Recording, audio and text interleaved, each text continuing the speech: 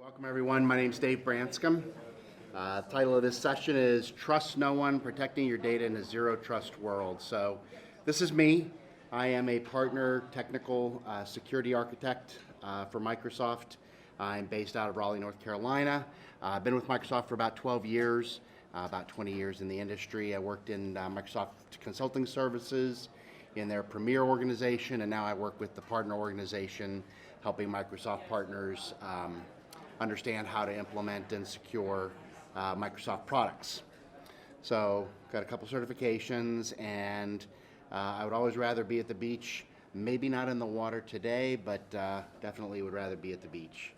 That's just kind of where I'm happy. How many of you are running Office 365, Microsoft 365, EMS, that sort of thing? A few, okay, all right. So here's the part of the session where I show you how very, very old I am, okay? So what do you guys remember about 1998? Anybody working back in 1998? Couple people, all right. Any of you remember this guy?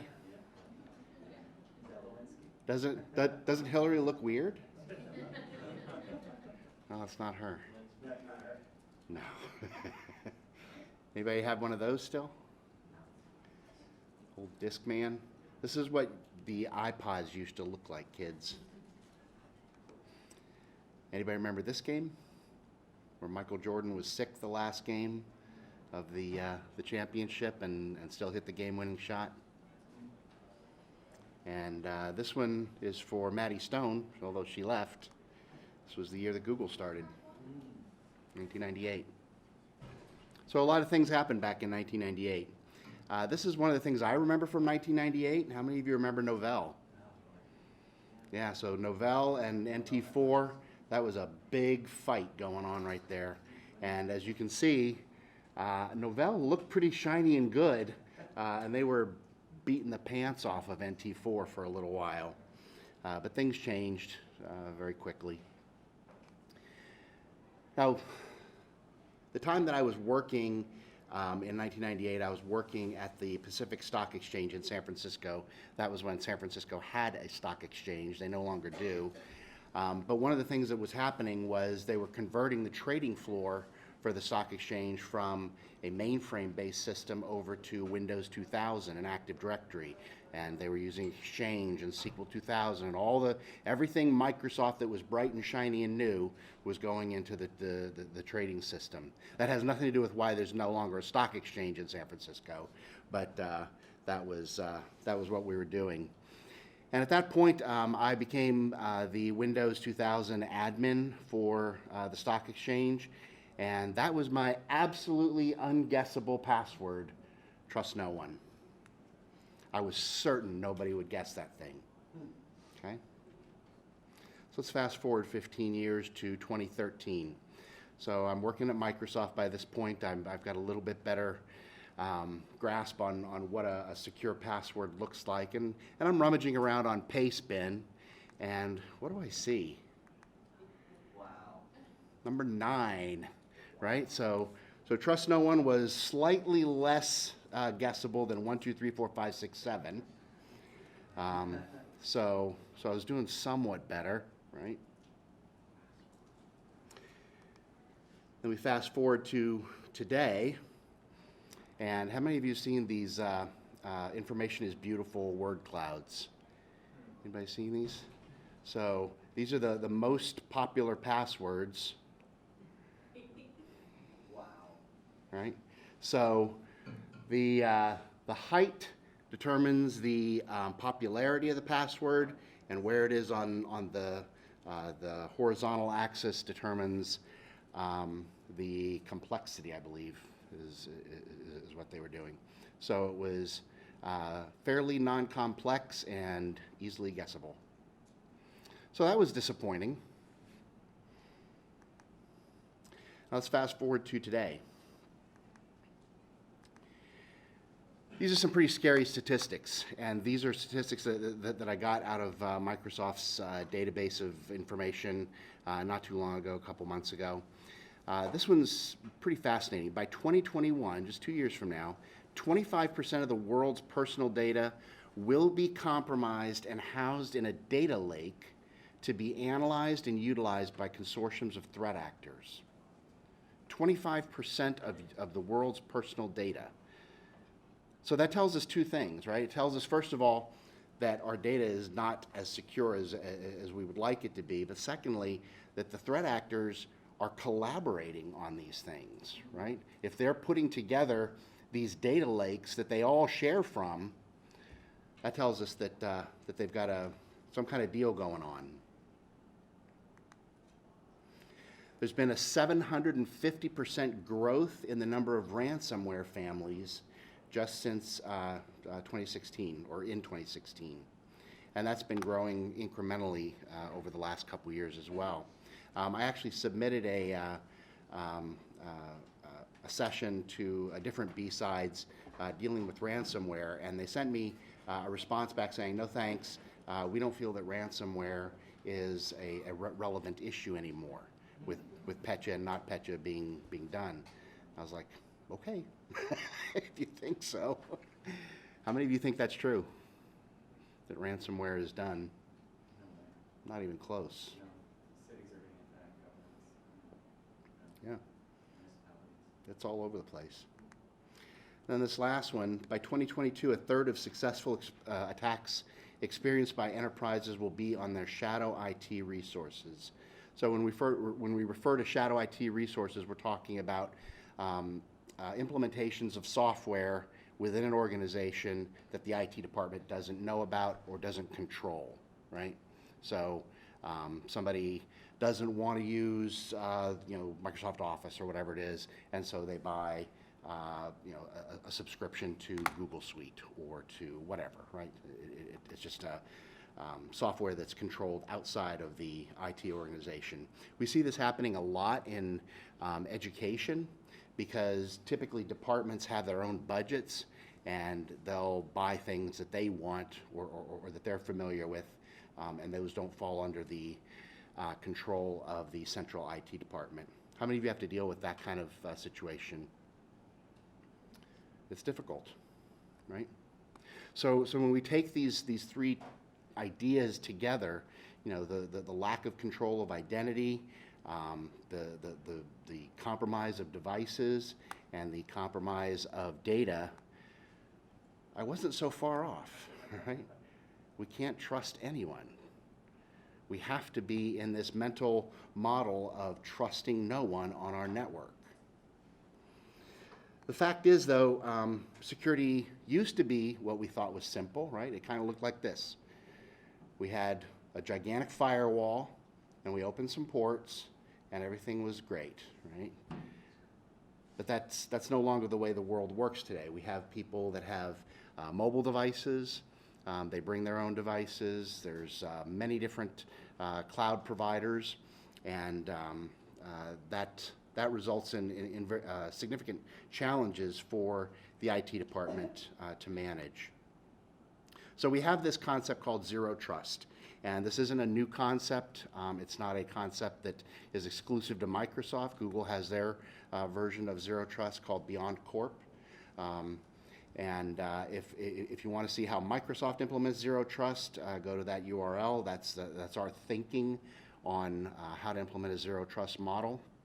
But if you narrow it down, there's really 3 steps to implementing zero trust, and I'll show you how that can be done in some demos here in just a few minutes. But at its root, what does zero trust mean? It means basically that we take a look at workloads that users are trying to access, whether it be Exchange or an HR application or Salesforce or Google Suite or Box or Dropbox or whatever. We see who the user is that's trying to access it, what device they're trying to access it from, and we wrap some intelligence around that, and we grant them access or deny access to that data based on the sum total of those values, right? If you think about the attack kill chain, And most of you are probably familiar with how the attack kill chain works, typically in a Microsoft network. I mean, this is applicable in most environments, but since most environments involve Microsoft networks or Microsoft hosts and endpoints at some level, this is kind of how it works. Most of the exploits and most of the compromises of an endpoint will happen because a user goes to a website or they click on a phishing email. There are statistics that say 4% of users will always click on an email that they get. They will always click on a link in an email.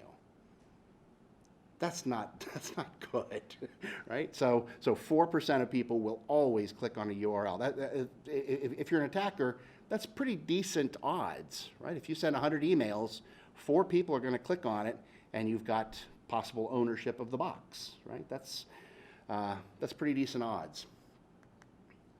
So the phishing email, either they click on a URL, they open an attachment, and the user account has been exploited, and maybe they install some malware. Now, within Microsoft, and I'm not going to try to get into a lot of salesy kind of thing. I'm just illustrating, if you have a Microsoft network, there are controls in place that you can use to mitigate some of these issues. So Office ATP, Advanced Email Threat Protection, we have the concept of safe attachments and safe links. So with safe attachments, what we do is if an attachment comes in and we're unsure of it, we can disconnect that attachment from the email, open it in a sandboxed virtual VM in our data centers, see what the behavior of that attachment is, whether it's dropping some code, if it's trying to establish a connection out to a server out on the internet, whatever it is. And if we determine that behavior to be malicious, then we won't deliver that attachment. Similarly, with the safe URLs, what happens is if an email gets sent, we look at the URL. If the URL looks to be malicious, then of course we won't allow people to click on it. But the thing that makes it unique is that it's always at the point of time when the user clicks on it. So what we've seen in some cases is a threat actor will send a link to a bunch of users in an organization, and there will be nothing malicious behind the link at the time that they deliver it. So it gets through, gets to the mailboxes, everybody has access to this thing, and then once they're confident that it's gotten to everybody's mailbox, then they'll activate something behind the link, right? So that then when you click on the link, it does something bad. So safe links will check it every time the user clicks, whether it's 20 minutes after they get the email or 20 days after they get the email, whatever. We're always going to go check and see what that URL is trying to do. So those are a couple things that we do that help mitigate these two issues. There's also the possibility that an attacker will try to brute force an account or use stolen account credentials, and then we have things like Azure AD Identity Protection, which I'll show you in just a few minutes. They establish command and control. They've compromised the user account. They establish persistence. And then from there, then they can start making lateral movements across the network, right? So then they can start doing pass the hash attacks or golden ticket or whatever it might be, and until they finally find a privileged account, compromise that account, and can elevate their privileges and start doing bad stuff. And one of the things that they typically want to do is establish domain persistence. And with that, we have this Azure ATP, or Azure Advanced Threat Analytics. Has anybody used Advanced Threat Analytics in their environment? Azure Advanced Threat Analytics. So the basic idea behind this is we look at the traffic that's going from any endpoint to a domain controller, and if we see behavior that, for example, is a pass the hash attack, or a golden ticket attack, or an RDP brute force attack, or whatever it might be, we understand what that looks like. And so we'll alert you to that, and we'll also give you a map of how this attack has taken place. So Azure AT is a pretty cool tool. Azure AD, Privileged Identity Management, this is the concept of just-in-time access and just enough access. So rather than having standing global admin privileges on something, we give you the access when you need it, for the time that you need it, and only the amount of privilege or the amount of access that you need. So those type of things help to limit the opportunities for attackers to establish this type of persistence on your network. And then, of course, one of the things that the attackers want to do is access your data and exfiltrate your data. And one of the tools that we have there is Microsoft Cloud App Security. Is anybody using that? You're using it? One person? All right. When I show this to you, I hope that you'll change your mind about that, because it is one of the best tools that we've got out there, and it's getting better. So that's the attack kill chain. Those are some of the tools that Microsoft gives you to mitigate these attacks. But again, getting back to the idea of a zero trust network, what are the elements of this zero trust network? So the first is that identity becomes the control plane. So we used to have things like ACLs on documentation. You know, if you had a Windows server and you had a file server, and you establish NTFS permissions on those documents and so forth, that was kind of how you controlled access to that. But let me ask you a question. Let's say I build an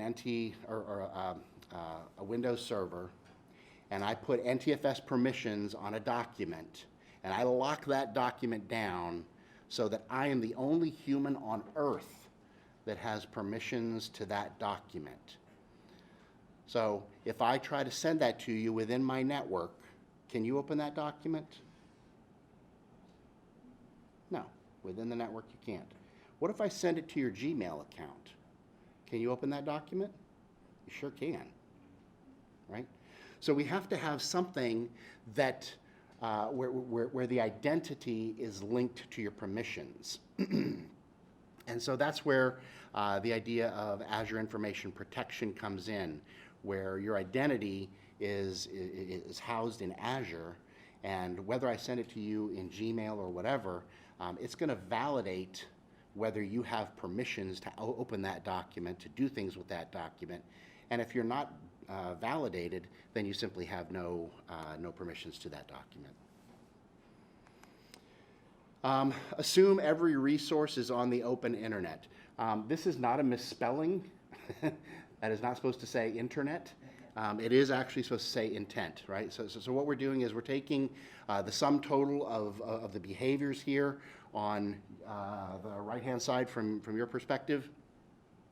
We're looking at the identity, we're looking at the device, we're looking at the location that they're logging in from, what workload are they trying to get to, and then we do some risk scoring, and then that's going to add that all up, and it's going to equal what we believe to be the intent of the user.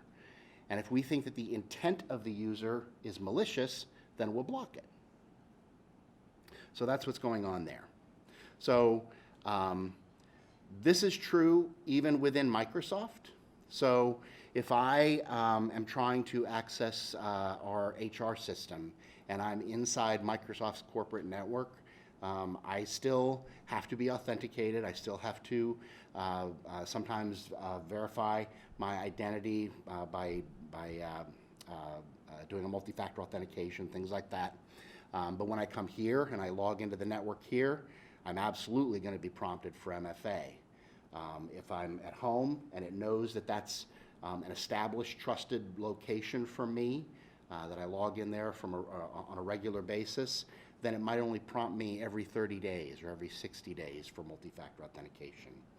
But we're assuming that everything is the wide open internet.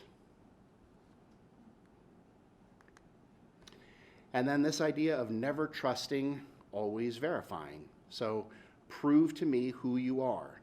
Show me that you are who you claim to be, whether that be with a password or some kind of a token or a password or a code that's sent to Microsoft Authenticator app or to your text, via text to your phone, whatever it is, you have to verify who you are. So again, we come back to this idea of never trust. So again, trust no one. So I'm still on track, right? All right, let's take a look at some of these things.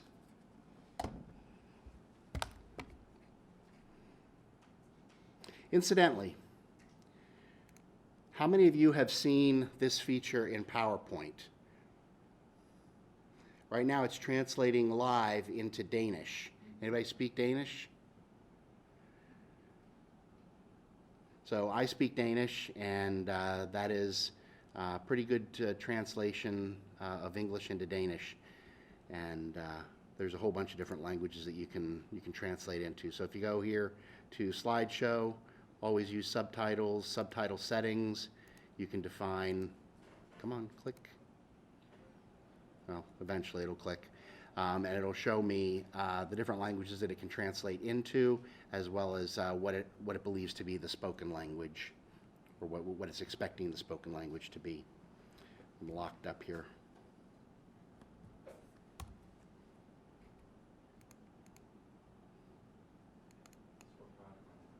Come on.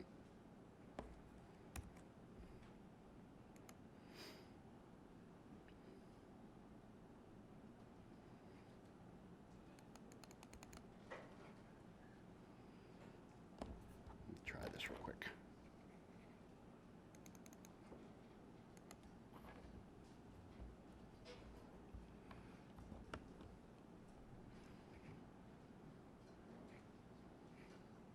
Not sure why it's locked up on me.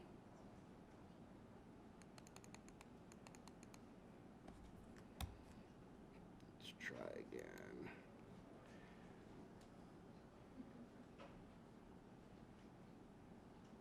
All right, I'm going to restart real quick. So how many of you have some form of a zero trust network established in your environment? Okay. What's the mechanism that you're using to create that zero trust? I guess we use Azure AD. We have, I guess, for like our, I'm trying to think how we do it with like our AWS environment. So I guess every step of the way there's like a challenger authentication piece. Like, so we have our client certs integrate with Jamf, like for our Mac laptops, that basically are only allowed to authenticate to Azure AD. And to get to our AWS environment, you have to go through Azure AD. No managed devices can get there without, having like Jamf installed, for instance. Does that make sense? Okay, cool. So at least getting to our cloud environment, our production cloud environments, we have to have a managed device that has client servers installed, that meets compliance, and you have to authenticate on that device to get to our cloud environments. How do you manage mobile devices?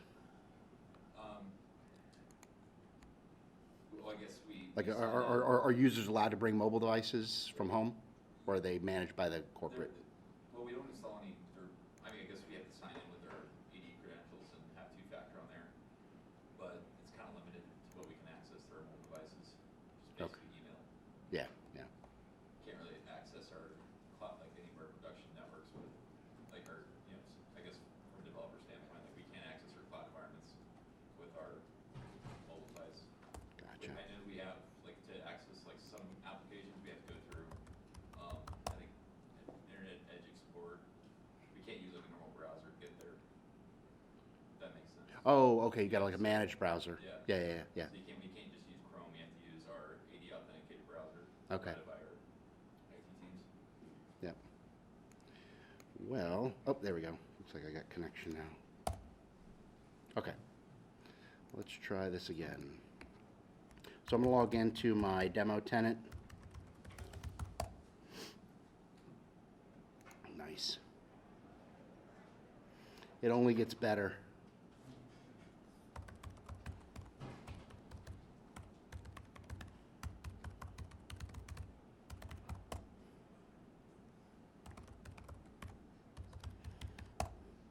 That's not trust no one, the password, by the way. Okay, so it's prompting me for my text.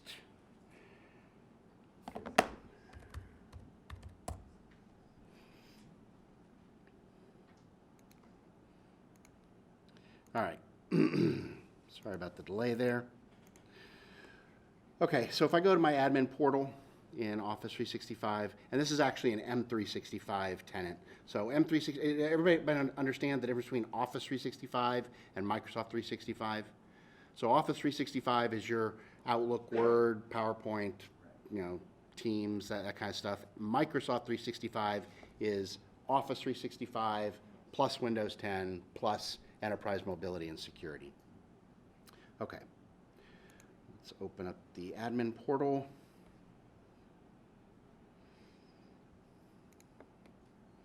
And if I go to Azure Active Directory, make this a little bit bigger. Anybody following the announcements from Ignite this week? There's some pretty cool stuff that came out from Microsoft this week. One of the big ones that's getting a lot of buzz is Azure Arc, where we can manage multiple cloud environments. So your AWS environment, your Google environment, and all that stuff from one location. All right, go to Azure Active Directory. It's not clicking. There we go.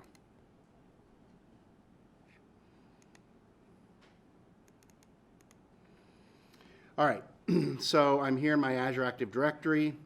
And if I go to the conditional access area,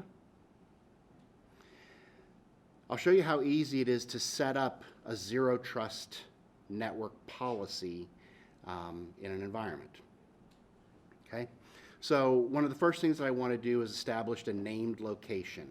So a named location is a set of IP addresses that I trust. So maybe my internal network, or maybe not that I trust, but that I have a higher level of confidence in that subnet, for example. So I go here to named locations, and I've created one here called Charleston BSides, but I'll show you how easy it is. All right, so I can call it Charleston BSides 2. And what it is it's looking at IP ranges or countries or regions. So maybe I don't trust North Korea. Maybe I don't trust Iran, right? So I can establish, network blocks for those IP ranges. But let's say I want to mark one of these as a trusted location. And then I just say 192.168.0.0/24. I think that's how it wants it. Yep. Is that IPv4 only? I know. And I misspelled Charleston, but anyway, you get the idea. So now I've established that is a trusted location. I can establish custom controls too. This is something that is relatively new, but what this requires is you have to edit this JSON file that's going to pop up here, and you can add things like Duo and other third-party authentication providers in here as being a requirement for the conditional access setup. You can require terms of use to be accepted when people log in, that kind of thing. VPN connectivity, if you're still using VPN. Microsoft used to use VPN. We don't use it anymore because the concept of zero trust means there's nobody that you trust, even if they VPN in. So we just don't use it. And then there's some classic policies here that you can use. But let's go ahead and create a policy. So I'll call this Charleston, and I'll spell it right. Trust box. Okay? So what I'm going to do here is say that if a user is logging in from the Charleston BSides subnet, which is a 192.168 subnet, and they're a member of a certain group, and they're trying to access box, then I'm going to require multi-factor authentication. Okay? So let's say that the group of users, let's say all users. Oh wait, even better.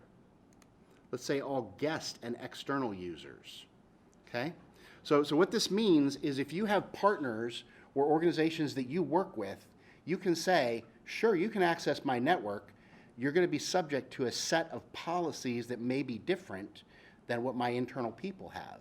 So you may require your external vendors or external partners to always use multi-factor authentication.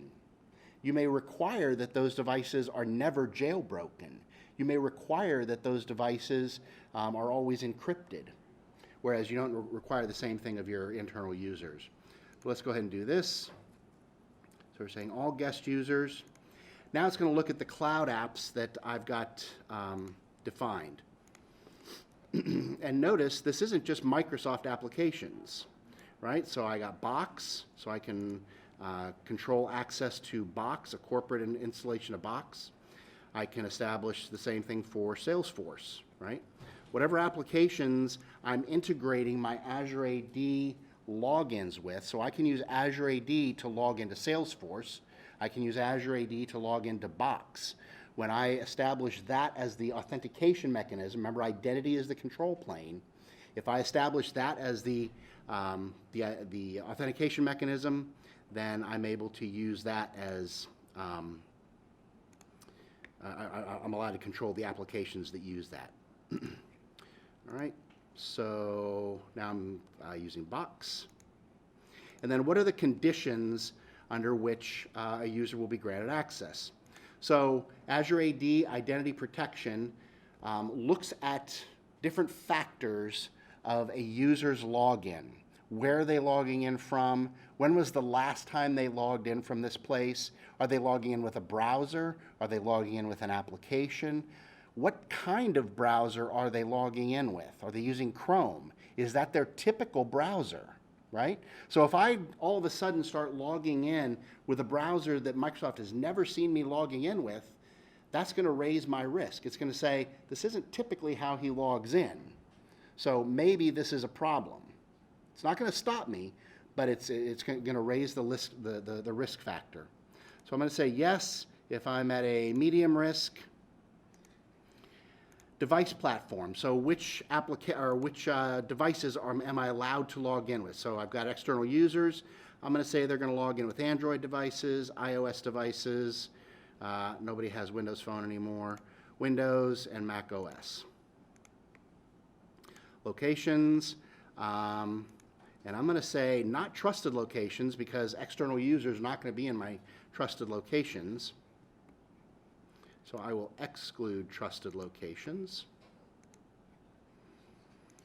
And then depending on what application they're using, so if they're logging in with a browser or a mobile app or whatever. And then what's the state of the device? Is the device Azure AD joined? Is it marked as compliant? So have I marked that device as complying with the policies?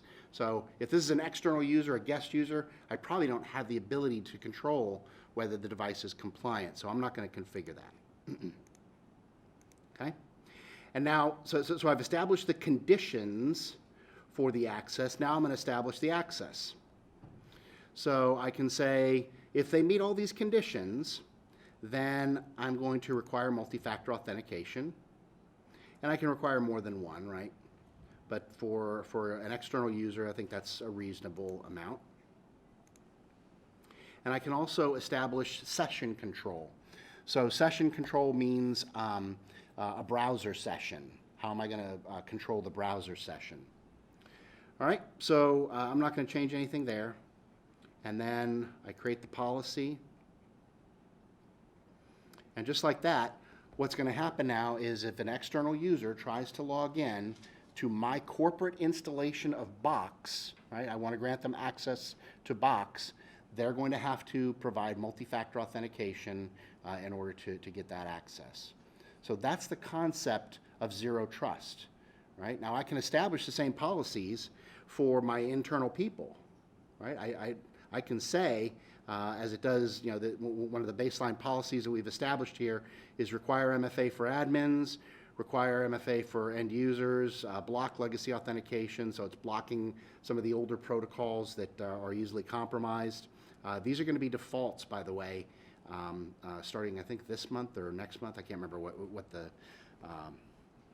the timing on that was. But for all new tenants, it's going to turn on with those policies activated, because people just don't turn them on. So in this case, for example, I've got a policy set up for Salesforce, and what I've done is say, if you're a member of the sales and marketing group and you want to access Salesforce, then I am going to use a conditional access application control.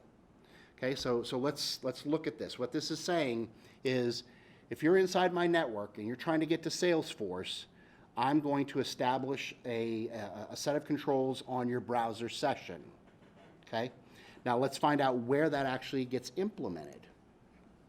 If I go to Cloud App Security, which I think you were the only one that said that you're using Cloud App Security. But if we go to Cloud App Security, what this is a Cloud App Security broker, right? So any cloud applications that you're trying to access from inside my corporate network, I'm going to watch your access to that, and I'm going to allow, disallow based on the criteria that you have. Go to more resources, Cloud App. This is one of the best tools that we have, in my opinion, because it just makes so much sense when you look at it. It's a very logical tool, and it does a whole lot. Let me make this a little bit bigger. All right, so what this is showing me here is these are the applications that I am controlling with Cloud App Security. So notice I'm managing ServiceNow, Salesforce, corporate installation of Box, which we knew already, right? And what it's doing is it's watching the traffic, who it's coming from, what IP address it's coming from, what the behavior is, what is it you're trying to do when you get there. So we have APIs that connect to, for example, G Suite, right? So if I see a user moving a file from SharePoint to a corporate installation of G Drive, right, Google Drive, and I'm managing it with Cloud App Security, I watch as that file gets moved over there, and if I look in that file, right, I can establish a policy that says, look in that file, and if you see PII data, if you see credit cards, if you see a bank routing number, whatever, then encrypt that file and go ahead and store it on Google Drive. So even though it's stored outside of Microsoft's, our services, we can still establish control over that data. So let's take a look. Let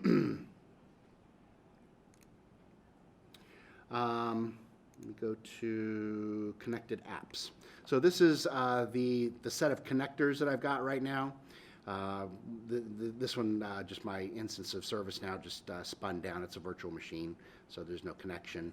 But you see, I've established connections to Box and Salesforce, but I can also make connections to these other services.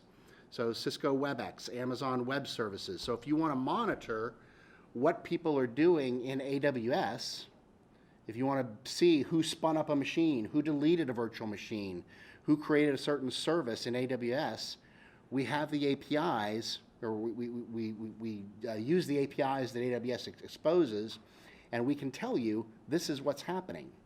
So this is what it looks like. If I go into the alerts, here's an example. A file containing PCI was detected in the cloud. Okay? So what this shows me is, let's see, there. So it tells me the exact file, right, where it's located, who the user was, right? So this is, bad guy is the name of the directory that I created.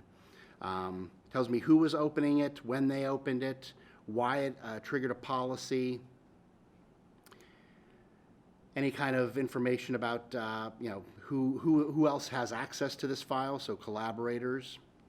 So I get information there. One of the great tools that's available here is we track breaches of cloud applications. So here, for example, a discovered app security breach. So in this case, the breach was for Sprint Nextel. They were breached on July 15th, 2019. It asked me, if users on my network were going to Sprint Nextel, they could potentially be subject to this breach or have been compromised in this breach. So I can go back and look and see which users went to Sprint Nextel and then tell them, did you know that this data was compromised? Maybe reset your password or do whatever kind of remediation we need to do. I can also see things like activity from an infrequent country. Now this is where it gets interesting. So I haven't been to any external countries recently, right? I've been logging in from the United States as this user on a regular basis. But notice how granular it's looking at my behavior. It's saying this is the first time that Office 365 was accessed in 83 days by this user, the first time they accessed it in 40 days from the United States. The United States was visited for the first time in 90 days by this user. This is the first time a mobile device was used in 135 days. This is the first time this IP address was accessed in 135 days. First time AT&T Wireless was used to access this. So I mean, these are all the things that go into that risk scoring that we talked about, right? So if this is the first time that I connected, for example, from Verizon. Now, I've never had a Verizon phone. So if suddenly Verizon shows up here, that's going to suddenly raise the score of my risk. It's going to say, this has never happened before. Something's different, right? Tells me that I was logging in with an Android device, that I was logging in with Chrome, and that this was the first time I used Chrome in 90 days. So all this type of stuff gives me visibility into who's accessing the data and what they're trying to do with it. If I go also to my Azure AD Identity Protection, which is one of the things I talked about, how many of you are familiar with the Secure Score tool that we have in Office 365? So how do you like it? And be honest. I like it. It's kind of tough sometimes to figure out whether it was, what I was doing was actually having an effect. Yeah.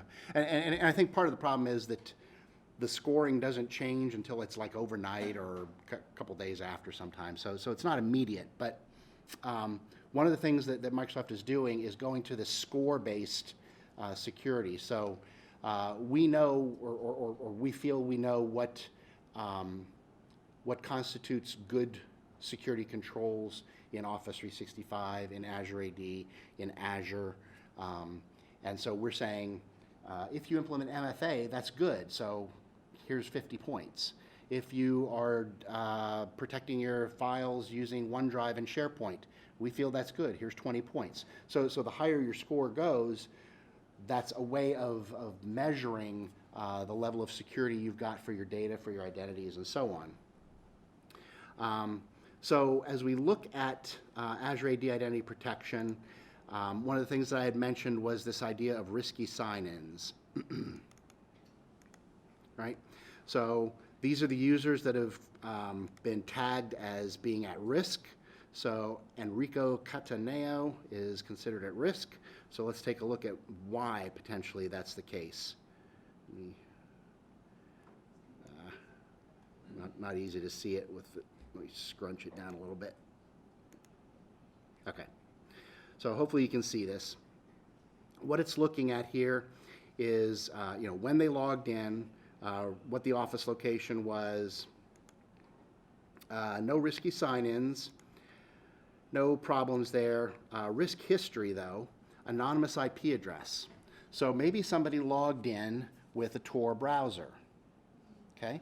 So a Tor browser, from our perspective, if you're logging in with a Tor browser, that by itself is a little sketchy, right? There's no legitimate reason why somebody would need to be logging in with a Tor browser other than to hide themselves, which is kind of silly when you think about it, because it's pretty well known that like the CIA and FBI and NSA put nodes all across the Tor network so that they can watch what's going on the Tor network. It's not as secure as you think it is, right? Anyway, so we can look at this type of behavior, and then we can say things like, if this type of behavior happens, force him to change his password, or force him next time to log in with MFA, right? So these are types of things that we can put controls around. One last thing, and then I'll be just about done. Here's the secure score thing that I was telling you about. So in this case, my secure score is 28%, which is pretty abysmal because I don't really do a whole lot in this tenant to lock it down. But you notice I can control things, if you can read it. I can control things by identity, by the data protection mechanisms that I'm using, the devices, how I'm protecting the devices, the applications on my network, and then even the infrastructure. So you can put controls around your Azure infrastructure and say, I see that the Azure virtual machine, the drives are not BitLockered. There's no endpoint protection on these virtual machines, or they aren't being backed up, or there's no redundancy. Things like that would secure your environment. And there's also now a compliance score. Okay, so if you're subject to compliance regulations in your environment, there's a compliance score that allows you to measure how you're doing against various compliance regulations. So that's something that was announced this week. All right, so let's kind of wrap things up here. To open up my PowerPoint and hope it won't crash again.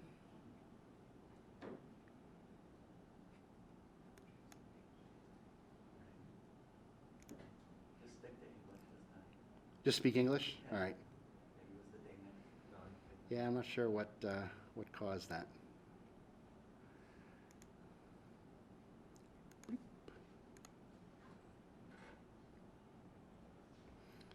So there it is. See if it speaks Danish.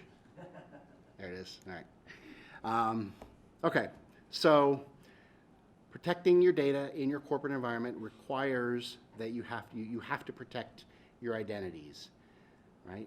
We have to secure the identity first, and that's the control plane that we talked about that's going to grant access to all these other things. So we come back to the original point, trust no one. So if you have any questions about the Zero Trust Network, that's, again, Microsoft's implementation of Zero Trust. That's my blog, Cloudy Happy People. Who gets that? I know it's going to be the old people raising their hand. Anybody get the reference? Cloudy Happy People. So it's REM. They were shiny happy people. Feel free to email me. I'll be happy to connect with you on LinkedIn and whatever. So, any questions? Yes, sir. Yeah, one of the things with the security score is not always easy to tell what license levels you need Yes. to accomplish some of those things, and that's the tricky part.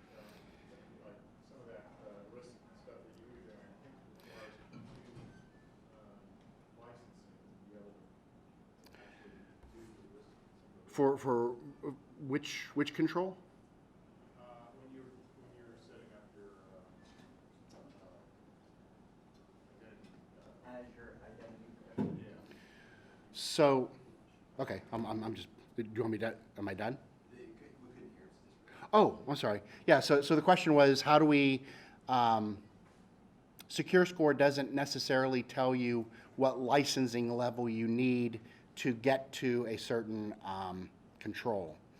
So I'm not sure that that's entirely true, because the way it's set up is that it's supposed to look at the applications and licensing that you have and provide recommendations based on that. So if there's a specific control that you're seeing, maybe, like for example, MFA. You can implement MFA without having like an Azure AD Premium SKU. There's other ways to do MFA. It's not, you know, the most flexible way to do MFA, but you can do it with other SKUs. So have you opened a case on that by any chance? Because the idea is we're only going to score you against what you're licensed for and what you've enabled. I mean, we're not going to score you negatively if you're, you know, because you have 0 in Azure infrastructure, but you have no virtual machines, right? But I mean, it's worth, feel free to email me if you have a question. Any other questions? All right. Trust no one, everybody.